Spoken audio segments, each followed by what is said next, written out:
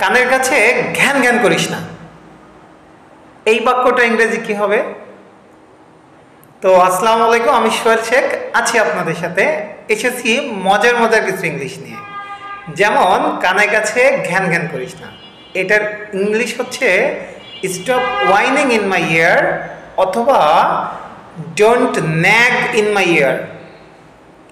তাহলে আমরা কি বলতে পারি? স্টপ ওয়াইনিং ইন মাই ইয়ার অথবা ডোন্ট ন্যাগ ইন মাই ইয়ার। কোনো কিন্তু টিন্তু করো না, এটার ইংরেজি কি হবে? এটার ইংরেজি হলো but me no birds. But me no birds, কোনো কিন্তু টিন্তু করো না। প্যানপ্যানানি বন্ধ করো, স্টপ ওয়াইনিং। প্যানপ্যানানি বন্ধ করো, এটার ইংরেজি হলো স্টপ ওয়াইনিং।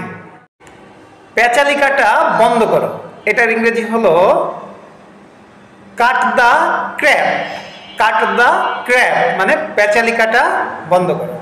তো ধন্যবাদ, এতক্ষণ সাথে ছিলাম আমি সোহেল শেখ।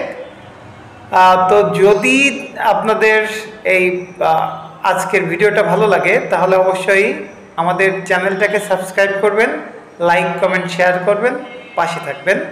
দেখা হবে পরবর্তী কোনো ভিডিওতে। আল্লাহ হাফেজ।